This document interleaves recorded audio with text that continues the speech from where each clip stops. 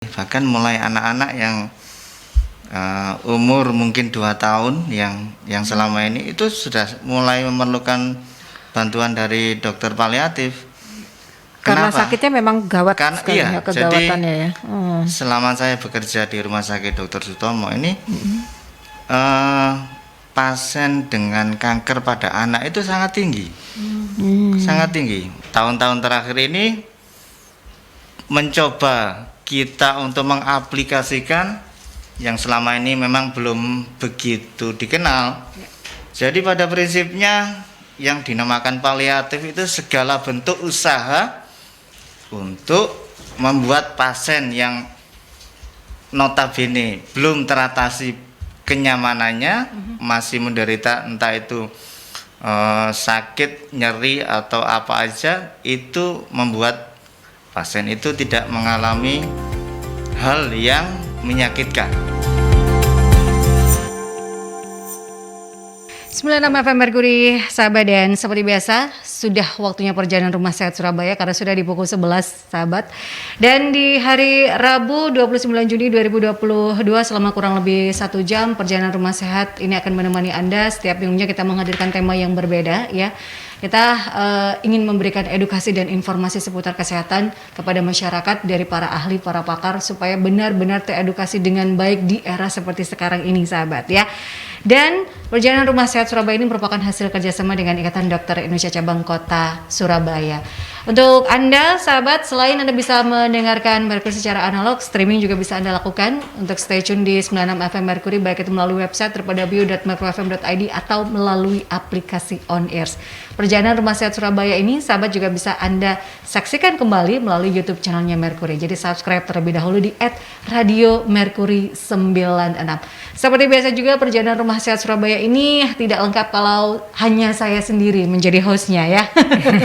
Seperti biasa ada Ellen Pratiwi. Terima kasih yang Yanti. menemani kita. Ya, senang sekali bisa ketemu lagi. Agak in and out ini beberapa pekan, tapi alhamdulillah untuk kali ini karena temanya juga menarik sekali dan sangat menarik tentu saja, dokter. Dan saya mencoba kontak Dokter Iwan ini agak beberapa kali tertunda gitu karena memang kesibukan beliau. Alhamdulillah hari ini berkenan hadir, dan tentu saja kita melalui diskusi juga kemarin tema-tema yang akan kita bahas, ternyata beliau masih ingin menyampaikan materi tentang paliatif yang dulu mungkin beliau pernah hadir dengan tema paliatif pada kanker. Ternyata tidak hanya pada kanker saja. Nah, ini kita akan ulas bahwa perawatan paliatif itu juga bisa dilakukan kepada pasien untuk penyakit-penyakit yang lain. Nah, apa saja ini penyakitnya? Nah, kita akan cari tahu kepada Dr. Iwan Sulianto, spesialis penyakit dalam. Selamat datang kembali, Dr. Iwan. Selamat siang. Assalamualaikum warahmatullahi wabarakatuh. Waalaikumsalam warahmatullahi wabarakatuh. Senang dengan semangat Dr. Iwan ya. Nah, kemudian nanti juga kita minta tips-tipsnya juga. Barangkali kan di antara pendengar sahabat Merkuri ini ada yang juga sedang merawat pasien. Jadi mungkin dokter bisa memberikan masukan, memberikan dukungan moral atau apa yang terbaik yang dilakukan ketika keluarga memiliki pasien dengan kondisi yang perawatan paliatif begitu ya. Baik, kita awali dulu ini bagi yang awam ya Yanti ya. Mungkin baru dengar, baru gabung ini ya. Apa gitu ya? Iya, monggo silakan Dokter Iwan. Baik. Perlu saya jelaskan awal dari kata paliatif itu sendiri. Awalnya dari kata Yunani, bahasa Yunani yang istilahnya palos ya. Palos itu zaman dulu digunakan untuk orang sakit ya, dengan cara karena tidak tahu bagaimana cara mengobati, maka orang sakit itu cukup diselimuti, yang artinya palos itu berarti bagaimana membuat orang sakit itu menjadi nyaman, menjadi berkurang penderitaannya. Jadi awalnya seperti itu. Dan itu pada akhir ini, tahun-tahun terakhir ini mencoba kita untuk mengaplikasikan yang selama ini memang belum begitu dikenal.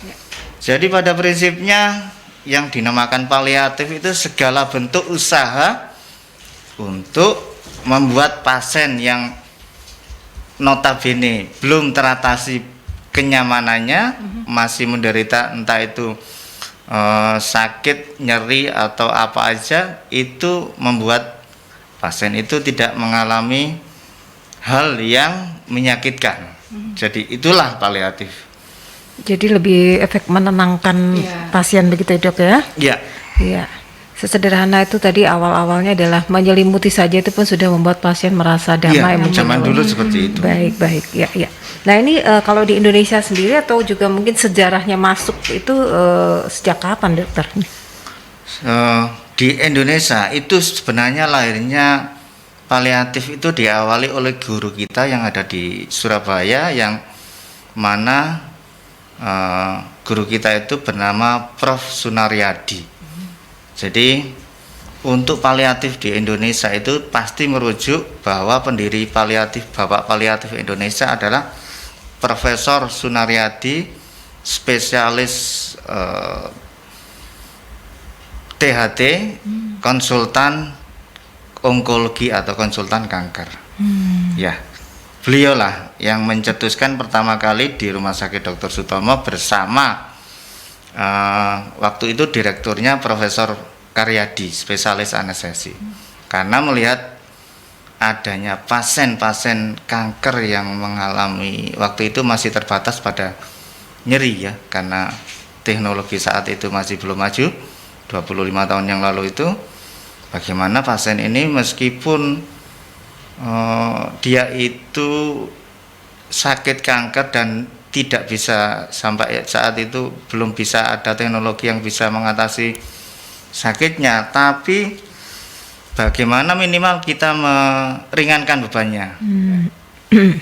Jadi tetap mengacu pada kata palos itu tadi, yang intinya membuat orang yang sakit itu tidak terlalu sakit atau nyaman, masih tetap bisa nyaman dengan sakitnya. Jadi ini sekitar akhir tahun 90-an gitu ya, Dok ya? 92 kalau nggak 92. Oh, awal 92.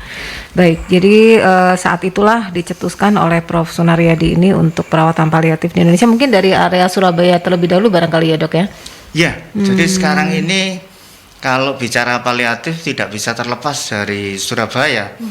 Bahkan UI, Rumah Sakit Cipto Mangunkusumo, kemudian Pajajaran, kemudian Sanglah, Bali, kemudian Palembang, banyak lagi. Sekarang sudah mulai berkembang di banyak tempat kalau paliatif itu dibutuhkan. Terutama di daerah-daerah yang secara teknologi itu belum memungkinkan untuk diaplikasikan teknologi-teknologi terbaru mengenai perawatan pasien yang ideal. Sebagaimana mestinya pasien itu mendapatkan misalkan obat-obatan yang saat ini ada, yang sudah diteliti, yang belum bisa diaplikasikan di daerah karena obatnya sangat mahal. Dan orang yang biasanya, kebanyakan ya, bukan hanya orang seperti kita saja, saya pun misalkan kalau harus sakit yang berat-berat sudah pasti tidak mampu berobat kalau dengan menggunakan obat-obatan terbaru yang sudah ditemukan di negara-negara barat. Karena harganya itu bisa miliaran. Iya. Jadi ini salah satu solusi supaya menjaga apa ya istilahnya, kondisi si sakit ini bisa lebih lama bertahan begitu ya, Dok ya, mungkin memperbaiki kondisinya. Nah ini berarti benar-benar istilah baru ya, Yanti ya. Nah ini untuk generasi yang mungkin belum pernah mendengar, barangkali penasaran juga ini ya, oh paliatif itu ternyata seperti itu. Nah sekarang kita lebih masuk lagi itu sebenarnya perawatannya terdiri dari apa saja itu gitu apa ya, saja kan? gitu, Dok, karena tadi kan misalnya di daerah-daerah tertentu yang sukar dijangkau oleh alat-alat medis, betul. misalnya CT scan lah apa, karena kan ini untuk sakit apa aja tadi, Dok, selain kanker nanti kita karena kan kita juga. taunya penyakit berat, vonis kanker sudah nih. Iya, Nah, kita taunya gitu, kalau vonis kanker sudah itu kan itulah. berat. Nah, Yang apa saja lain-lainnya selain juga itu, Dok? apakah juga diperlukan gitu, Dok? Memang kalau sesuai definisi WHO itu terutama penyakit-penyakit yang sampai saat ini belum bisa disembuhkan atau sulit disembuhkan. Tapi kalau dari saya sendiri, pada dasarnya paliatif ini menyentuh pada semua orang yang memerlukan bantuan atau pertolongan, baik itu sakit biasa maupun sakit yang berat, selama dia belum mendapat penanganan belum mendapatkan penanganan sesuai dengan yang semestinya, maka paliatif bisa hadir di situ. Oh, jadi tidak selalu penyakit berat ya, Dok? Iya, ya? karena paliatif itu menyangkut memang bio, psiko yang sifatnya fisik, psikis, kemudian sosial, kultural, dan spiritual. Jadi lengkap. Semua orang bisa jadi paliativer sesuai dengan bidangnya. Kalau misalkan orang kaya banyak sekali pasien yang istilahnya itu katanya pasien misalkan pasien umumnya pada orang tua itu kan osteoartritis atau sendi pengapuran lutut itu yang linu-linu yang nggak sembuh-sembuh pada orang tua itu. Ya kan itu kan penyakit memang degeneratif. Memang ada beberapa yang pakai pengobatan dengan disuntikan obat dengan yang namanya penyuntikan intraartikuler itu ya.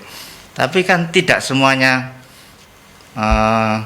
bisa melakukan. Di daerah-daerah juga tidak semuanya bisa melakukan, dan tidak semua pasien mampu untuk membeli obat-obat yang akan disuntikan itu, berobat itu ya. Misalkan secara sosial kita asosiasikan dengan masalah ekonomi ya. Kalau seorang itu orang yang cukup mampu, dia bisa berperan sebagai seorang paliatif dengan uangnya tentunya, dengan membantu orang yang sakit seperti yang saya sebutkan tadi, sehingga dia bisa berobat, memberikan sumbangan untuk pembelian obat-obatan yang sampai saat ini tidak terjangkau oleh banyak pasien. Bahkan untuk berobat yang gratis pun sekarang ini cukup banyak yang tidak mampu, karena untuk transport itu mereka itu kalau di daerah pedesaan itu kadang yang ngomong sendiri pasiennya itu, "Dok, saya ingin berobat di dekat rumah saya saja karena rumah saya jauh, jadi transportnya mahal." Nah, itu kan butuh. Padahal dia memerlukan dokter yang mungkin lebih ahli lagi lah, lebih ahli lagi sampai saat itu. Jadi disitulah peran dari orang-orang yang secara sosial mampu bisa masuk di paliatif. Jadi bukan dia harus bisa mengobati, bukan. Jadi paliatif bukan dominasinya dokter, tapi semua lapisan masyarakat bisa berperan. Nah, mengedukasinya nanti seperti itu, apakah itu sudah tersampaikan pesan-pesan itu ke masyarakat, dokter? Sebagian. Jadi kalau di Surabaya ini sudah ada memang yayasan, tapi itu pun sebagian masih menyangkut bidang kanker saja ya, namanya Yayasan Kanker. Nah, itu tiap bulannya itu membantu pasien-pasien kanker atau pasien-pasien yang tidak bisa disembuhkan. Kalau misalkan di Rumah Sakit Dr. Sutomo itu baik itu yayasan talasemia ya. Talasemia itu penyakit darah yang penyebabnya itu memang secara genetik. Jadi mau ndak mau dia tiap sekian lama, mungkin sebulan sekian kali harus ditransfusi, tidak ada obat lainnya. Sampai saat ini tidak ada obat lainnya kecuali transfusi. Nah, kalau itu misalkan tidak ada yang nanggung atau di daerah tidak ada yang nanggung, cuma mengandalkan BPJS saja ya bisa jebol juga. Karena darah kan meskipun gratis tapi kantongnya itu belinya mahal. Jadi kalau orang beli darah itu sebenarnya beli kantong, darahnya itu sebenarnya gratis. Karena sumbangan juga ya, Dok ya? Iya. Jadi harus ada itu tadi. sosiolog atau orang kaya yang berperan juga. Oke, jadi memang diperlukan berarti ya untuk palliativers ini dan biasanya sih dari keluarga terdekat atau orang-orang di sekitar lingkungan yang tahu gitu ya dok ya? Saya kira untuk saat ini memang sudah harus dikampanyekan bahwa untuk merawat pasien secara lebih manusiawi itu memang ya diperlukan kerjasama atau saling tolong menolong dalam bidang kebaikan. Jadi kalau usaha sesuatu yang sifatnya untuk kebaikan itu ya sudah tidak perlu hukum lagi, sudah tidak perlu dipertanyakan lagi. Ya itulah paliatif. Jadi jangan dikooptasi nanti paliatif itu apa ilmunya tidak jelas, nggak usah seperti itu. Ya ini kan untuk kemanusiaan ya dok ya. Jadi betul. apapun yang bisa kita lakukan, seperti juga menasihati secara spiritual juga bisa ya dok ya, yang bisa mungkin memberikan doa, kemudian dukungan lainnya. Gitu. Ahli agama itu sangat berperan juga, sangat membantu dalam misalkan orang yang sakitnya sakit berat, terutama kalau pasien-pasien saya yang sudah levelnya di ICU sudah pasang intubasi, pasang ventilator, itu kan sudah sulit kalau ndak pakai ahli agama kan. Kalau saya sebagai dokter kan ilmu saya dalam hal agama kan terbatas. Iya, perlu bantuan dari pihak lain yang sesuai. Spiritualis lah, iya betul. Iya, seperti itu gambarannya ya. Jadi kebayang ya mungkin ya sekarang tidak ya. hanya keluarga tapi juga semua orang bisa berperan dalam perawatan paliatif ini. Mulai dari biaya, dukungan support spiritual dan sebagainya sebagai teman mungkin ya bisa menenangkan begitu. Ada 6 faktor ya, bio, psiko, psikis, sosial, kultural dan juga spiritual itu yang dibutuhkan oleh para pasien paliatif ini sahabat. Nah, sebelum kita ngobrol lebih dalam, kita ke jeda iklan terlebih dahulu ya. Baik. Dan saya juga mengajak Anda sahabat Merkuri untuk bisa bergabung bertanya bersama dengan Dr. Iwan Suryanto, spesialis penyakit dalam, berkaitan dengan tema kita hari ini, perawatan paliatif pada beberapa penyakit. Sahabat di 96 FM Merkuri, Anda bisa bergabung melalui line telepon di 5620096 atau di WhatsApp call dan WhatsApp Messenger ya di 08173096. Tetap stay tune di perjalanan Rumah Sehat Surabaya. 96 FM Merkuri, sahabat, dan kita kembali lagi di perjalanan Rumah Sehat Surabaya di edisi hari Rabu 29 Juni ini. Sahabat, berkaitan dengan tema perawatan paliatif pada beberapa penyakit bersama dengan Dr. Iwan Suryanto, spesialis penyakit dalam, sahabat, yang bersama kita untuk ngobrol di siang hari ini. Sudah ada pertanyaan yang masuk ya, penasaran juga pastinya. Betul. Ya. Ini dari Jessie, apakah hanya di rumah sakit saja dok perawatan paliatif ini? Untuk puskesmas sudah adakah? Karena kan kita semua tidak semua orang bisa menjangkau rumah sakit seperti tadi yang dokter katakan berkaitan dengan jarak. Kadang masyarakat hanya bisa menjangkau puskesmas dok. Kalau untuk wilayah Surabaya sudah. Ya, seperti yang saya sebutkan tadi, kita sudah kerjasama dengan dulu mulai dari Ibu Wali Kota Bu Risma, itu sudah sampai ke tingkat puskesmas sudah ada. Jadi jangan khawatir kalau di wilayah Surabaya di puskesmas sudah bisa. Sudah bisa. Nanti kalau puskesmas tidak mengatasi, tidak akan dirujuk ke rumah sakit yang lebih besar. Nah, dari rumah sakit yang lebih besar tadi, maka akan, kalau memang jaraknya jauh, akan memberikan saran-saran bagaimana menangani pasien seperti ini. Nah, selama ini kita sudah melaksanakan yang namanya home care. Dari Rumah Sakit Dr. Sutomo, kita tiap minggu itu 2 kali jadwalnya, 2 apa 3 kali ya, lupa soalnya terputus waktu COVID pandemi itu. Iya, terputus waktu pandemi COVID. Kalau nggak salah 3 kali. Setiap hari Selasa, Rabu, Jumat. Dulu itu kita home care di wilayah Surabaya karena kemampuan kita waktu itu masih level Surabaya.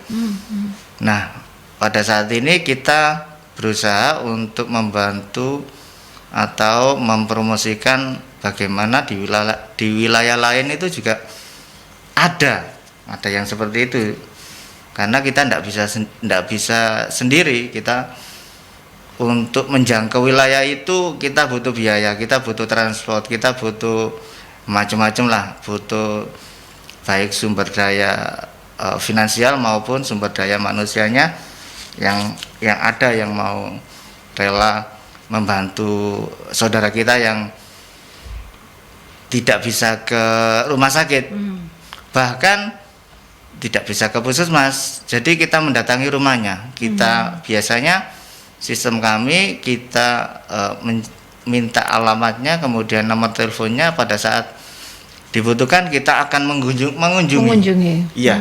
Dan itu dijadwal, karena kita tidak mungkin mengunjunginya itu langsung semuanya, kan tidak mungkin. Tenaga kita sangat terbatas. Jadi ya dijadwal. Itu tadi. Ya, syukurlah kalau di Surabaya ternyata sudah. Ya, mudah-mudahan walaupun apakah itu bisa mengcover mungkin ya, mungkin daerah lain juga perlu ditingkatkan ya dokter ya, tergantung sangat kepala perlu. daerahnya ya. Iya, sangat perlu digalakkan paliatif ini. Nah, kalau kita bicara tentang paliatif, kita berpikirnya dan merujuk orang yang sudah dewasa saja. Untuk usia dok pasien paliatif ini yang dirawat ya, sepengetahuan dari Dr. Iwan Sulianto, dari usia berapa sih dok sampai dengan usia berapa kalau kita bicara tentang pasien paliatif? Iya, kita kan bayangannya untuk lansia-lansia, begitu itu juga pasien dengan kanker keganasan yang sangat tinggi. Nah ini apakah yang muda-muda, apakah juga perlu dukungan paliatif juga dok? Sangat perlu, sangat banyak sekali. Bahkan mulai anak-anak yang umur mungkin 2 tahun yang selama ini itu sudah mulai memerlukan bantuan dari dokter paliatif. Karena Kenapa? sakitnya memang gawat sekali Iya, ya, kegawatannya ya. Selama saya bekerja di Rumah Sakit Dr. Sutomo ini, pasien dengan kanker pada anak itu sangat tinggi. Sangat tinggi, macam-macam jenisnya, mulai kanker darah, kanker mata, kanker apa aja, bahkan pasien dengan nyeri yang sulit diatasi, misalkan waktu itu yang akhirnya juga terbantu ya semuanya, yang menyembuhkan ya Tuhan. Kita cuma perantara saja. Itu bukan kanker, tapi perlu penanganan, perlu kita, karena gini, sampai saat ini itu paliatif belum masuk kurikulum kedokteran masalahnya. Makanya dokter yang melakukan perawatan itu belum terlalu pengalaman, istilahnya belum terlalu pengalaman, akhirnya agak grogi kalau harus menangani hal-hal yang menggunakan obat-obatan yang agak-agak berat gitu. Iya. Dan itu perlu relawan banget ya dok ya, maksudnya terbuka kesempatan kah untuk itu dok? Sangat terbuka, sangat terbuka. Ya, jadi sesuai dengan kompetensinya. Kalau kita kompetensinya ya di bidang biologisnya, fisiknya, itu tadi psikisnya. Kalau relawan bisa berperan di bidang psikisnya, bisa sosialnya, kulturalnya, sangat-sangat kita butuhkan.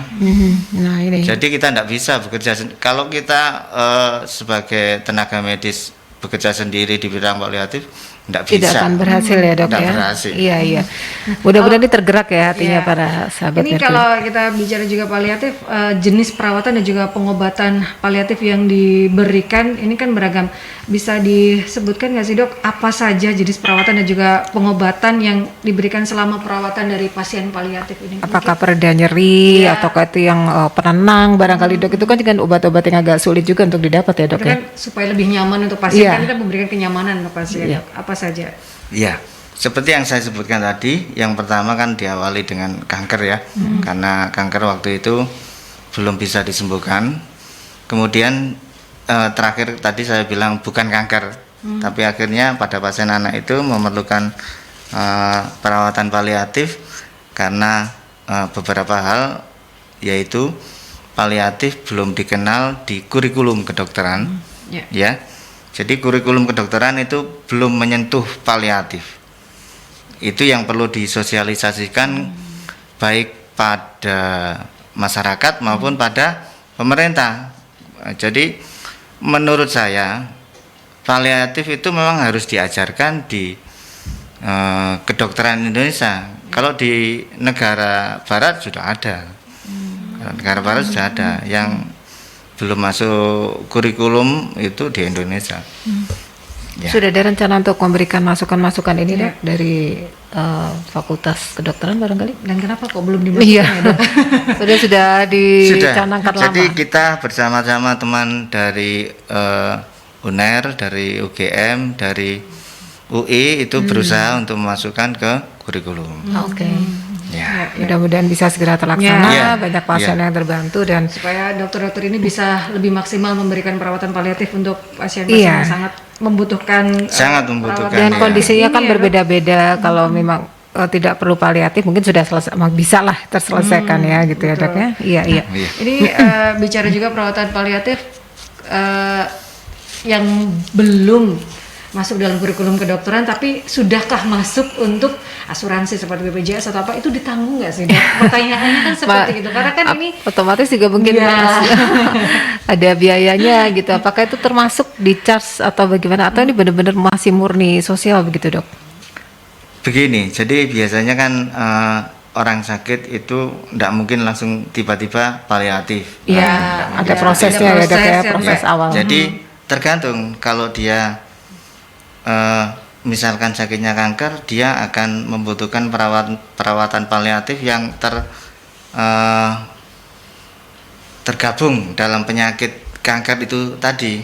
Jadi bagian dari paliatif, bagian dari penyakit kanker. Paliatif bagian dari penyakit dalam, misalkan diabetes mellitus yang stadiumnya sudah advance, sudah sulit sekali, sudah komplikasi ke jantung, paru, ginjal dan sebagainya. Itu ya mau tidak mau butuh ahli paliatif juga, karena sampai saat ini belum diajarkan di kurikulum. Mungkin nanti suatu saat kalau sudah masuk kurikulum, ya kita bicara nanti. Yang penting sekarang belum masuk kurikulum, ya harus Bergerak dimasukkan dulu. kurikulum dulu, dan yang bisa paliatif bergerak lebih dulu. Iya. Seperti itu. Mungkin Jadi bisa diberikan kayak sejenis kayak pelatihan-pelatihan begitu Dok ya, barangkali. iya, sudah. Selama ini kita sudah melakukan pelatihan-pelatihan, baik itu pelatihan tingkat dokter, tingkat relawan, ya. Jadi kita yang namanya tadi untuk masalah psikologi, masalah sosial itu kita sebut relawan paliatif. Itu kita sudah melakukan pelatihan-pelatihan. Ya, yang dimulai dari Surabaya. Jadi sayangnya sampai saat ini belum masuk kurikulum, itu aja. Iya. bentuk pelatihan Tapi itu sudah masuk kurikulum pilihan. Kalau di UNER sudah masuk kurikulum pilihan. Iya. Nah, untuk pelatihan dari para relawan apa saja sih Dok yang diberikan untuk para relawan untuk membantu perawatan dari paliatif itu? Iya. Kalau ada mungkin bisa diinfokan di Mercury Iya. juga nih Dok. Iya, bisa. Jadi ya memang kita 2 tahun terakhir ini agak seret ya dalam Iya, hal pasti, pelatihan iya, semua, relawan itu. agak Membatasi pertemuan gitu Betul. ya. Iya, iya betul. Jadi ada kurikulumnya untuk kursus yang mau jadi relawan paliatif, ada sampai batas mana dia bisa memberikan pelayanan pada pasien yang membutuhkan, ada.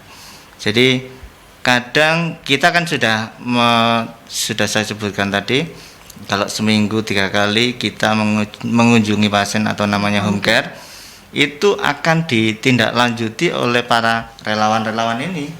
Jadi pasien-pasien yang istilahnya banyak sekali di Surabaya yang sudah mungkin ya keluarganya sudah sedikit sekali, terus atau yang punya anak tapi paginya harus bekerja. Nah itu yang melayani pasien-pasien ini pada saat menemani pasien-pasien ini pada saat pagi, siang sampai keluarganya pulang kerja, itu yang perlu para relawan itu. Jadi kita nggak bisa paliatif berdiri sendiri tanpa relawan, nggak bisa. Kita ke penelpon terlebih dahulu, Dok. Ya, silakan. Ya. Ya, terputus, bisa kembali menghubungi ya untuk penelpon tadi. Nah, kembali lagi, bentuk pelatihan ini juga dilakukan supaya masyarakat bisa berperan gitu ya di perawatan paliatif. Selamat siang, Merkuri. Siang, Dengan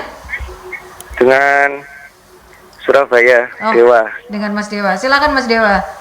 Dokter, selamat siang. Assalamualaikum, salam sehat. Waalaikumsalam, Jadi, salam sehat kembali. Saya sebenarnya kan juga bergerak di relawan, tapi saya sudah sering banget dengar tentang relawan paliatif, dan saya juga kok seperti informasinya kok terlalu eksklusif dan tertutup ya untuk rekrutmen dananya. Biasanya ya seperti event olahraga hanya sekelumit keluarga atau kerabat atau teman-temannya aja yang deket yang bisa diajak. Saya berharap apakah relawan paliatif ini eksklusif ya, Dok ya? Karena saya sendiri sudah dengerin ini 10 tahun yang lalu, tapi kok saya untuk nyari link bisa tembus itu gimana? Apakah harus deket sama dokter-dokternya dulu atau dianggap keluarga dulu baru bisa jadi relawannya? Jadi apakah ini juga relawan paliatif itu juga hampir sama kayak caregiver? Saya juga berkecimpung di pendampingan penyakit jiwa ya untuk teman-teman yang kena istilahnya bipolar atau macam-macam. Itu kan ada istilahnya caregiver. Apakah juga ini juga termasuk kegiatan yang sama walaupun beda istilah atau gimana? Mungkin ini untuk yang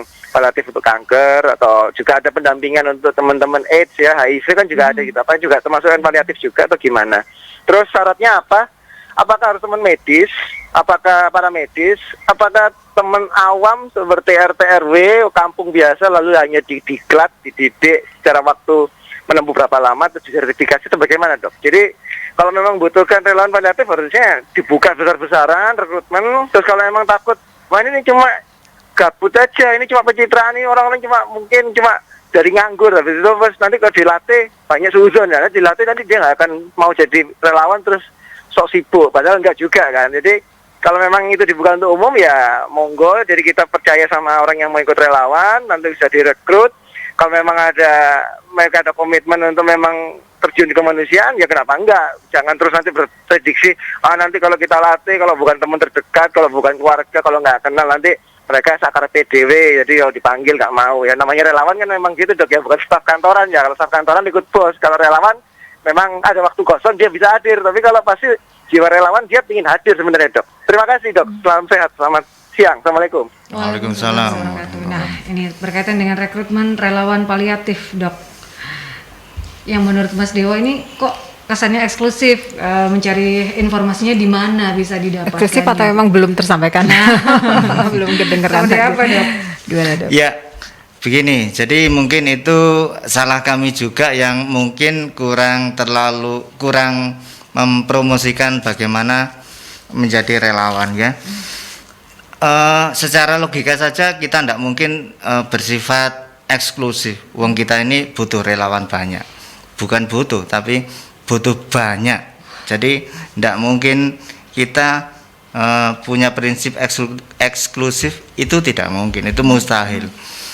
Cuma ya memang kita akui untuk saat ini, terutama pada saat 2 tahun terakhir ini kita agak kurang aktif dalam hal perekrutan atau promosi tentang relawan ini, dan syarat untuk menjadi relawan tidak ada kecuali niat untuk menolong sesama, itu saja. Jadi tidak ada syarat macam-macam kecuali orangnya sehat terus mau berniat untuk membantu, itu aja. Jangan nanti sakit memaksakan diri jadi relawan, jangan. Sama nggak tadi dengan caregiver yang disampaikan tadi? Ya, agak mirip. Iya, beda istilah aja. Jadi hampir sama, agak mirip ya dengan caregiver, dan tidak ada syarat khusus seperti harus ada latar belakang medis atau apa. Iya, biasanya Nggak kan ada. perawat itu kan, Dok, yang biasa diandalkan oleh keluarga-keluarga yang merawat pasien home care begitu kan? Iya, kan kita sudah ajari. Kalau mau jadi relawan kita training, tidak lama kok training, mungkin cuma seminggu atau berapa hari gitu aja. Jadi tidak lama. Baik. Ya, ini ada pertanyaan juga dari Bu Nanda, di masa sekarang pasien dengan penyakit apa atau pasien dalam kondisi seperti apa, Dok, yang membutuhkan perawatan paliatif? Dalam kondisi yang seperti apa yang sudah diperlukan? Saat ini kalau dari saya, semua orang yang membutuhkan bantuan dari segi kesehatan, karena kami bergerak di bidang kesehatan, paliatif tidak mengenal penyakit level apa saja. Jadi paliatif tidak mengenal harus penyakit yang berat, harus penyakit yang sudah tidak bisa disembuhkan. Tidak, selama Anda membutuhkan bantuan untuk sakit Anda merasa tidak nyaman, Anda merasa sakit yang belum mendapatkan bantuan yang semestinya, Anda bisa ke paliatif. Ya. Jadi kita tidak membatasi harus pasien yang sudah tidak bisa diatasi, karena itu untuk sistem sekarang ini agak rumit soalnya, karena sistem BPJS ini kan berjenjang. Ya. Jadi berjenjang mulai dari puskesmas dulu, nanti untuk harus dirujuk itu harus harus dirujuk itu harus kondisinya gini-gini. Pada prinsipnya kami yang bergerak di bidang paliatif itu tidak seperti itu. Tapi karena sistemnya sekarang ini yang ada seperti itu yang membuat kami ini kelihatannya ndak bisa berkembang itu seperti itu. Karena kelihatannya kami ini hanya mengatasi yang sakit-sakit berat saja, padahal enggak. Ya seperti itu tadi. Jadi tidak menutup untuk penyakit seperti vonis kanker, jantung dengan kondisi berat, apapun kondisi sakitnya gitu ya. Di mana yang pasien belum memang tidak mendapatkan bisa, pengobatan yang betul, seharusnya, itu bisa itu ke sudah paliatif. diberikan paliatif. Iya. Tidak merujuk ke satu-satu atau gimana gitu ya, Dok ya. Iya, seperti prinsip pada awalnya orang yang seperti kata Paulus tadi, yang awalnya digunakan untuk hanya diselimuti saja karena belum ada pertolongan. Jadi intinya kita berusaha semaksimal mungkin membuat semua pasien, ya, semua orang sakit itu merasa nyaman. Sudah itu aja prinsip kami. Ini ada pertanyaan lagi, Dok, dari Pak Herman. Bagaimana caranya supaya Pak Herman ini bisa mengajukan atau bisa mendapatkan perawatan paliatif, karena Pak Herman punya anggota keluarga yang sakit paru-paru, Dok?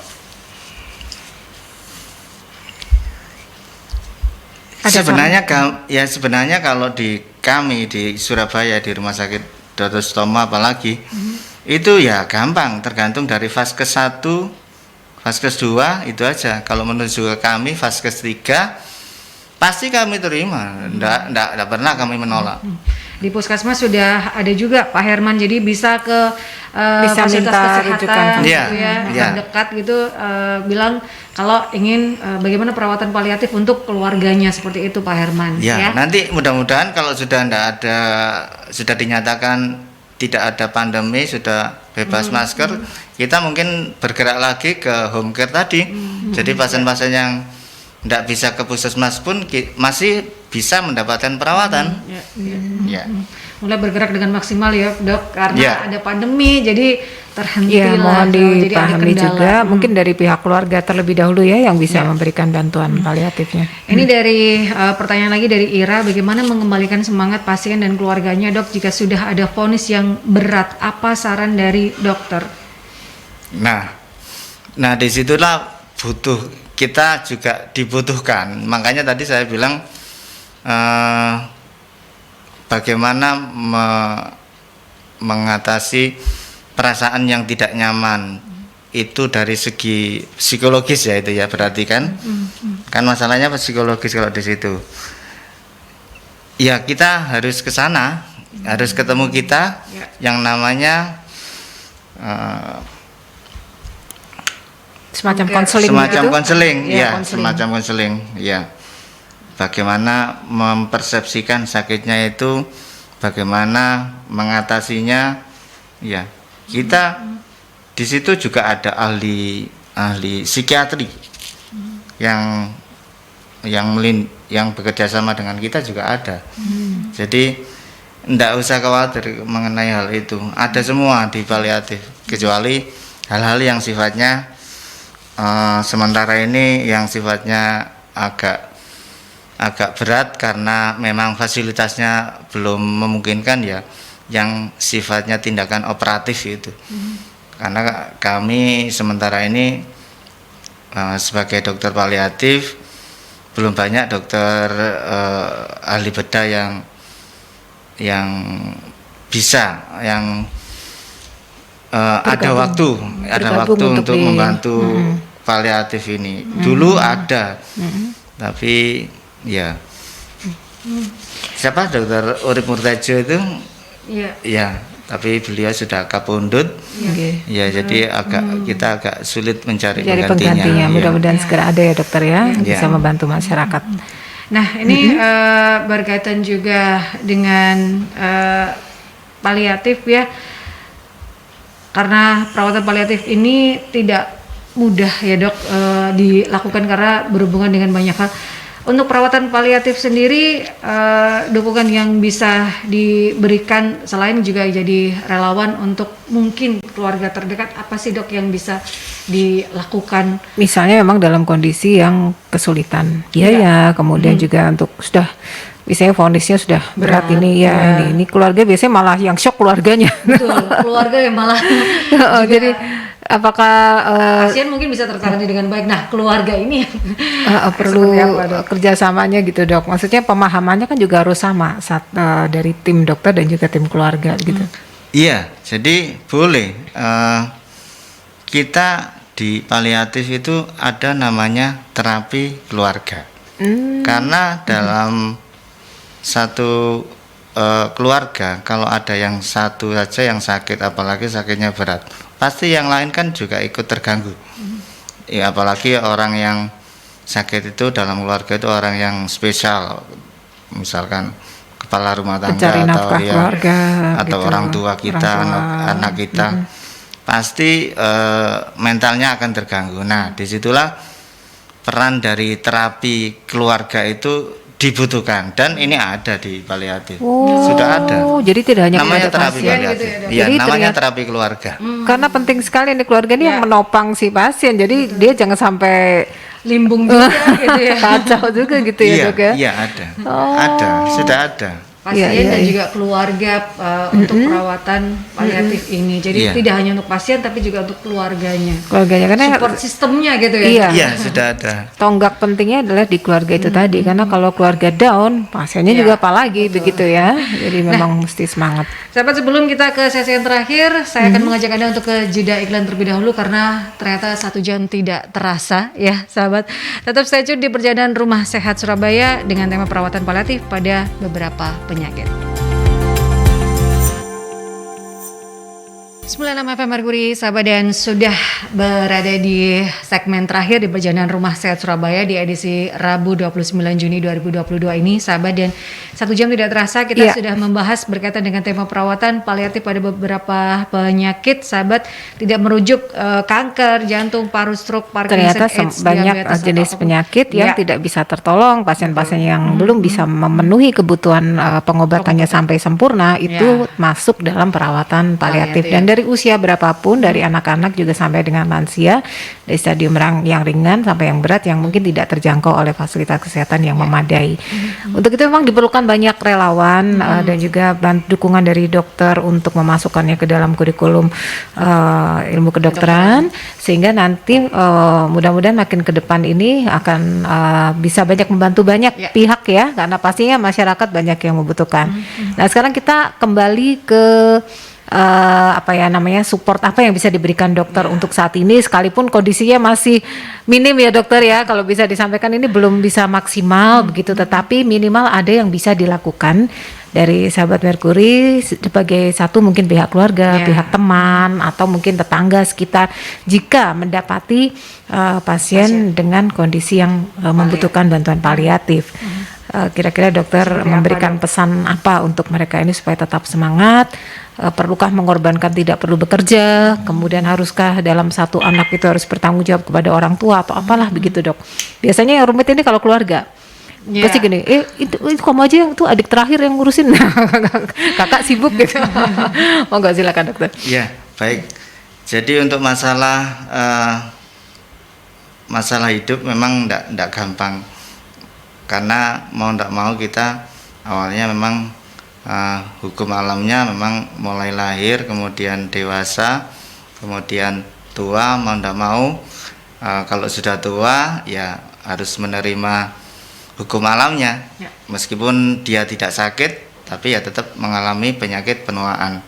Dan itu memang ada usaha saat ini untuk memperbaiki, membalikkan penyakit penuaan itu ya. Tapi kan untuk saat ini, paling tidak untuk saat ini itu belum bisa diterapkan pada kebanyakan orang Indonesia. Bahkan mungkin kebanyakan orang dunia tetap mau ndak mau ya akan tua juga. Nggak mungkin sampai saat ini nggak mungkin belum bisa membalikkan lah, dia tetap awet muda terus, belum bisa sampai saat ini. Nah, di situ peran dari paliatif. Di sini kami punya program yang namanya selain home care ya, home care yang kita lakukan sebelum masa pandemi itu setiap minggu kita 3 kali mengunjungi pasien yang ada di rumah yang mungkin ya perlu pendampingan ya. Selain kita mengelasangan home care, kita juga pernah punya tenaga yang namanya relawan paliatif tadi.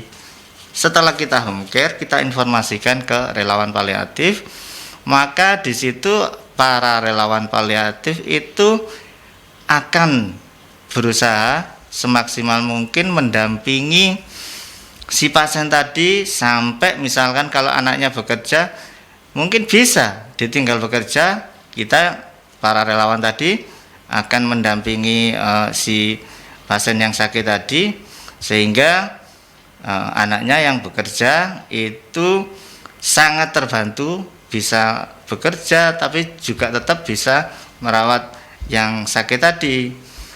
Maka dari itu kita rasanya mustahil kalau kita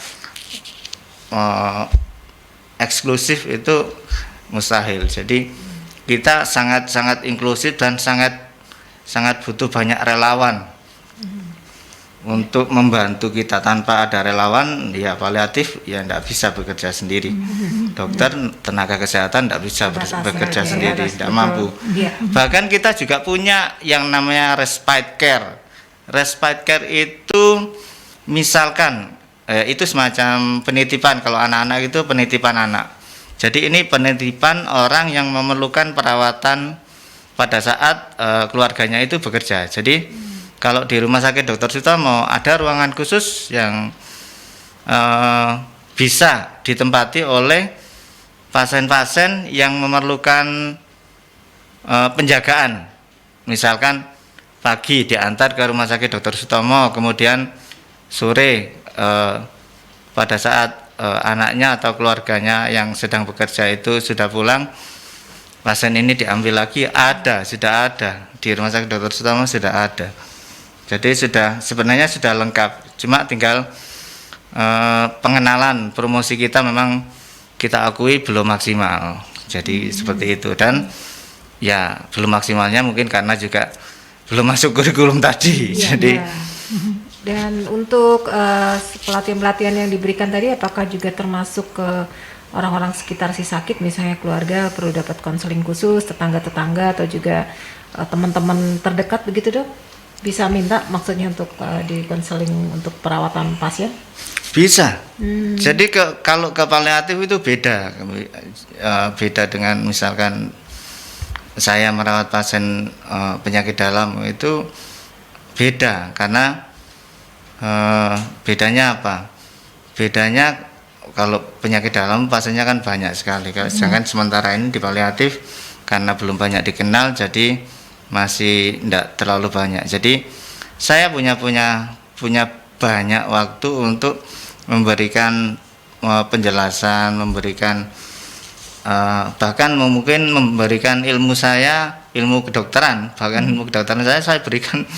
Kan namanya kalau dari segi agama saya menyimpan ilmu itu dosa, tidak boleh. Harus Jadi harus harus dimanfaatkan ya dok ya. Iya, harus dibagi. Bagi. Iya, tidak boleh menyimpan ilmu. Jadi seperti ini. Semuanya bisa. Kalau ke paliatif semuanya boleh. Cuma masalahnya sekarang ini yaitu tadi prosedurnya itu yang. Iya. Jadi kalau ingin konseling masalah paliatif ini dokter bersedia di dokter Stomong ya, berarti Ya. ya. Tapi itu sudah vaskes yang tingkat 1 ya, mungkin dari 321, mungkin kalau awalnya dari puskesmas ya dok ya. Iya. Atau kalau masuknya darurat mungkin bisa langsung barangkali ya. Kalau darurat biasanya ke UGD. Iya, lewat IGD dulu. Iya, lewat UGD. ke UGD. Karena dikhawatirkan ada sesuatu yang memerlukan mungkin tindakan yang perlu infus, perlu macam-macam. Sedangkan di kami di Rumah Sakit Dr. Sutomo sementara ini masih berbentuk poli paliatif dan bebas nyeri. Jadi untuk hal-hal yang sifatnya perlu pemeriksaan laboratorium, pemeriksaan penunjang lainnya seperti fototorak, terus rekam jantung dan USG itu Masuknya belum, lewat masih harus, belum ya. Kalau ingin cepat dilayani lewat IGD. Jadi monggo ini kita sih berharap semuanya sehat, akan tetapi kita tidak pernah tahu ya di sekitar kita mungkin tiba-tiba ada yang urgent memerlukan bantuan dan kondisi terbatas, silahkan bisa mengunjungi puskesmas dulu barangkali kalau yang terdekat. Jika memang kondisinya parah bisa langsung ke UGD ya dokter ya. Iya. Ya, insya Allah akan dibantu. Selama ini kayaknya masih di Surabaya barangkali ya. Mudah-mudahan di kota-kota lain kita juga segera hadir dan bisa membantu lebih banyak lagi pasien. Kalau Surabaya sudah sebenarnya lebih nyaman. Jadi karena sudah ada yayasan kanker, bahkan yayasan kanker ini saya kira tujuannya tidak untuk kanker saja, untuk semua. Untuk semua yang membutuhkan bisa.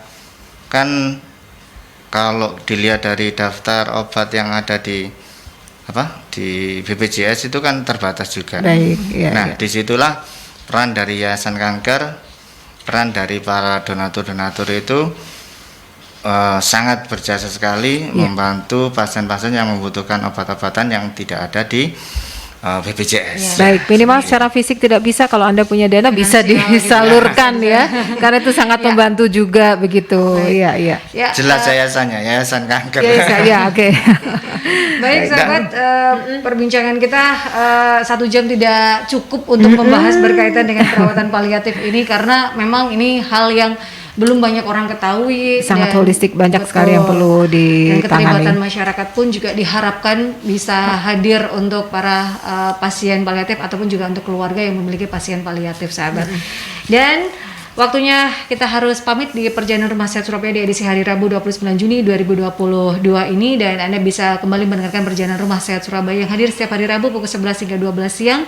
Baik itu melalui siaran on air secara langsung di 96 FM Mercury sahabat, dan juga streaming di www.mercuryfm.id atau melalui aplikasi on air.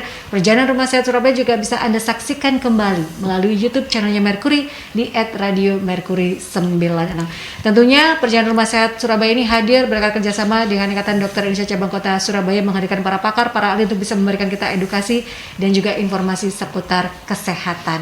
Waktunya saya harus pamit dari perjalanan Rumah Sehat. Saya Andra Sari dan juga saya Alam Pratiwi, dan juga terima kasih kepada Dr. Iwan Sulianto, spesialis penyakit dalam. Mudah-mudahan apa yang disampaikan bermanfaat dan berkah dokter ya. Amin. Sukses terus, sehat terus agar banyak pasien lebih tertangani. Saya juga ikut pamit. Terima kasih perhatiannya. Insya Allah kita ketemu kembali dalam edisi Rumah Sehat pekan mendatang ya. Salam untuk keluarga semuanya, salam sehat selalu. Assalamualaikum warahmatullahi wabarakatuh.